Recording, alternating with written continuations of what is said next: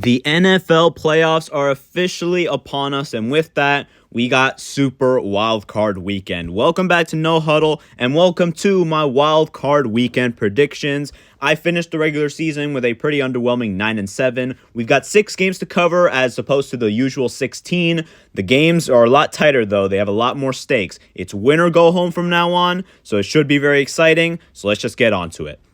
First up, we got the Saturday afternoon game with the Rams visiting the Carolina Panthers. The Rams, they got into the playoffs by finishing second in the NFC West with a 12-5 record. They were in first place and they were the 1 seed for a while, but a Week 16 loss to Seattle cemented their fate as a wildcard team. Meanwhile, Carolina, they finished first in the NFC South, arguably the worst division in the NFL, and even though they finished with the same record as the Buccaneers and Falcons, they won the tiebreaker thanks to a Week 16 win against Tampa Bay, and then thanks to New Orleans losing to the Falcons in the final week of the season, caused a 3-way tie, which the Carolina Panthers won, and that's why they made it to the playoffs.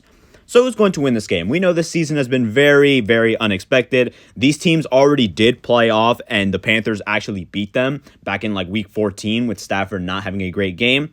But for me, I still think the Rams are going to win this one. Because for me, it's just about having the better team. I know it's any given Sunday. It's always like that in the NFL. But the Rams, again, they're just the better team. For me, they have the better quarterback. They have the better running game. They have the better receivers. They're more consistent. I think they have more playoff experience. And I think we've seen what the Rams can do as a defensive unit versus guys in their playoff debut. We remember last year against Sam Darnold, who was having a great year.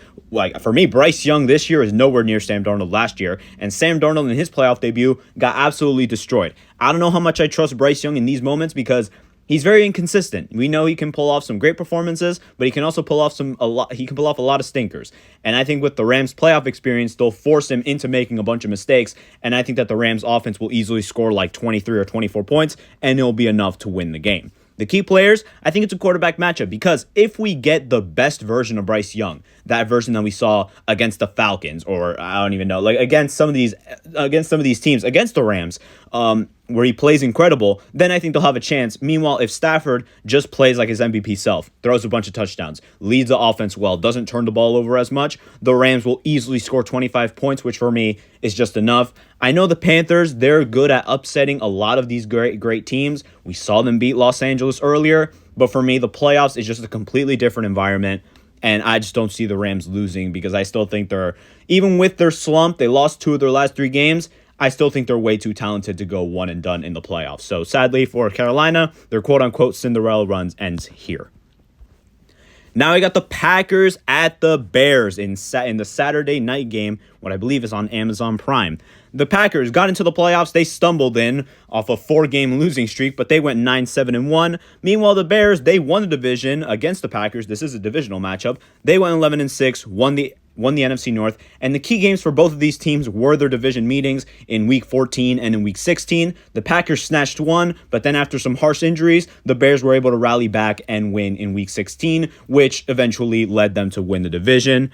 This is a rivalry as old as time. We've seen them meet in the playoffs around 2 or 3 times. The Packers, I believe, got them the last time in 2010. But who is going to win this game? Because these teams are a lot different than those past teams that met each other in the playoffs. For me, in round 3, I think the Bears are going to get the edge and they're going to go up 2-1 and knock the Packers out. Look, I think the Packers are a good team when they're at their ceiling, but unfortunately their ceiling has been shrinked a lot because of their injuries. Micah Parsons obviously went down. Devontae Wyatt went down. Their defense is just way too gashed. Not even to mention their offensive injuries with Zach Tom going down. Jordan Love is not 100%. Tucker Kraft obviously was out.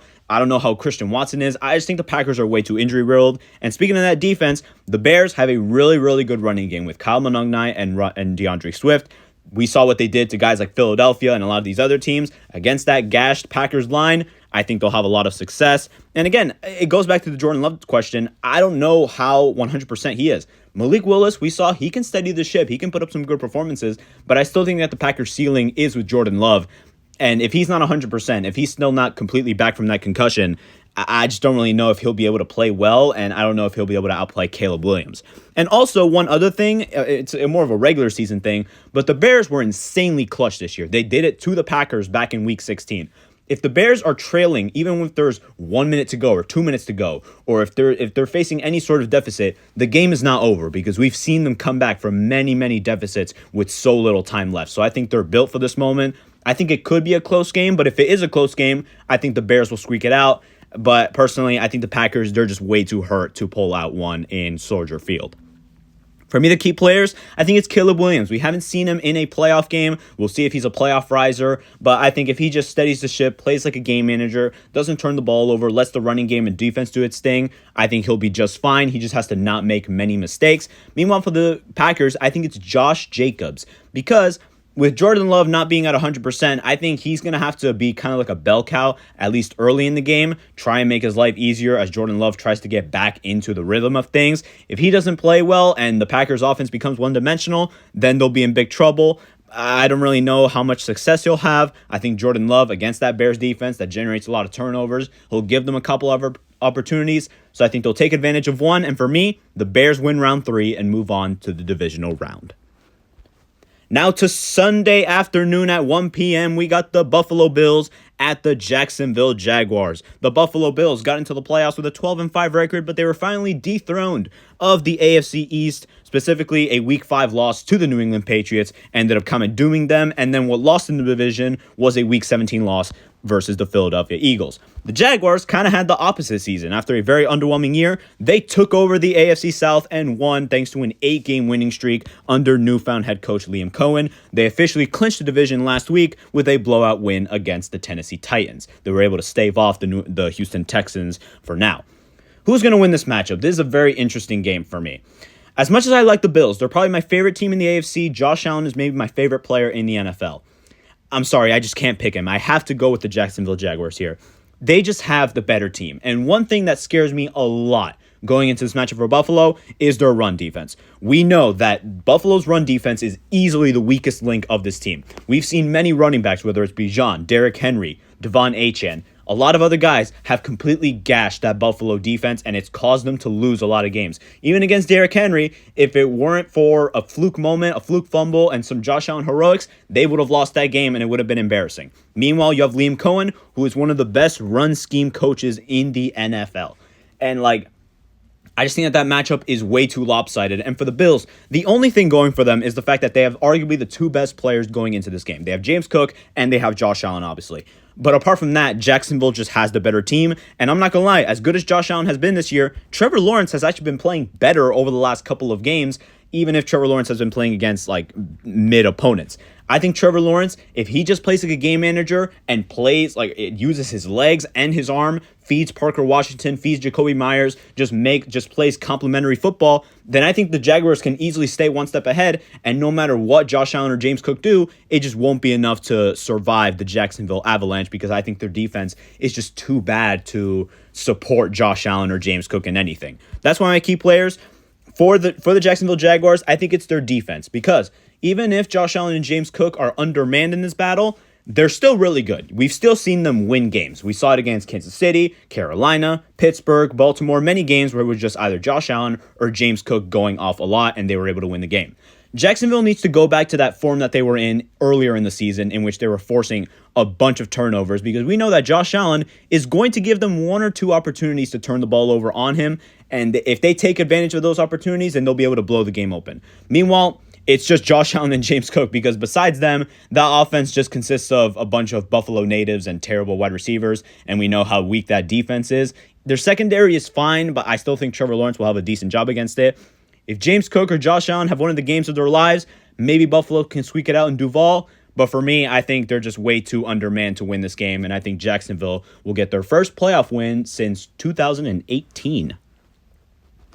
Now to Sunday evening, we got the 49ers at the Philadelphia Eagles, an old little rivalry getting rekindled. They played each other a couple times earlier this decade. The 49ers, they got into the playoffs as the third place team, finishing 12-5 in the NFC West. They had a chance at the 1 seed, but they blew it on the final week of the year against Seattle, and one tiebreaker against the Rams forced them down into the 6th seed. Philadelphia is obviously the reigning Super Bowl champ. They became the first repeat winner of the NFC East since the 03-04 Eagles, but despite that, they've been kind of led by their defense this time, with their offense being the obvious weak link of this team. So who's going to win? Because again, like a lot of these playoff matchups are very interesting because both teams have just have such unique archetypes. For me, I am going to be rooting for Philadelphia because I'm more of a fan of them than the 49ers, but I'm going to pick San Francisco in this one.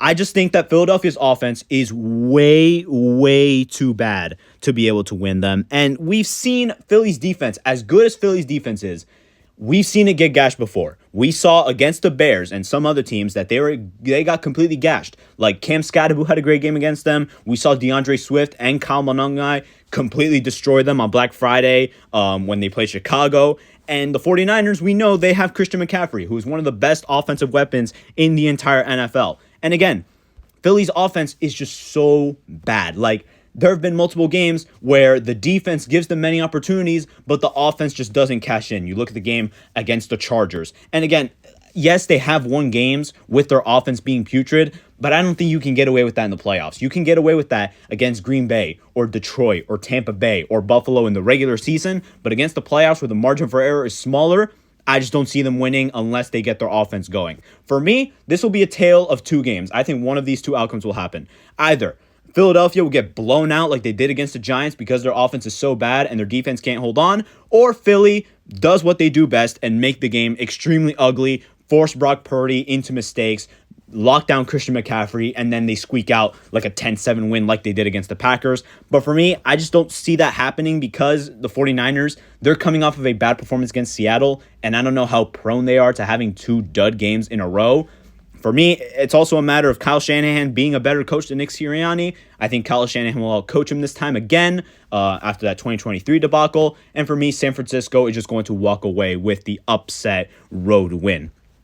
For me, the key players, I think it's a battle of running backs because the one hope that Philly has on their offensive side is if Saquon Barkley can go back into that playoff form. If he plays like he did in the playoffs of last year, like he did against the Packers, the Rams, and the Commanders, then Philly's offense will be easily back. Meanwhile, if Christian McCaffrey, he hasn't been as efficient as a runner, but he's picked up his form over the last couple of weeks. If he can find that great form as a runner and completely destroy that Philly defense, then they'll have an easy job. But if he's not as efficient and Philly does a good job with him, then maybe they can survive. But for me, I would rather trust Christian McCaffrey, who's a guy that's been ultra consistent in his career, than not. So for me, San Francisco walks away, and Philly, their title defense officially ends here. And Sunday night, we got the Chargers at the New England Patriots. The Chargers finished second in the AFC West with an 11-6 record, and despite their terrible offensive line and Herbert looking like this a lot, they were still able to make it as a playoff team thanks to Herbert just playing like a Super Saiyan. Meanwhile, the Patriots, they had a far more successful season under the surgence of Drake May, and newfound head coach Mike Vrabel. They overtook Buffalo for the AFC East crown, finishing 14-3, and overall, they've been one of the more threatening teams in the entire AFC. Who's going to win this game? Again, like I've said in the other games, this is a very interesting matchup because I think both teams have very specific strengths and very specific weaknesses. But for me, there's one weakness that's very apparent, and that's for the Chargers, which is why I'm taking the New England Patriots. I'm sorry.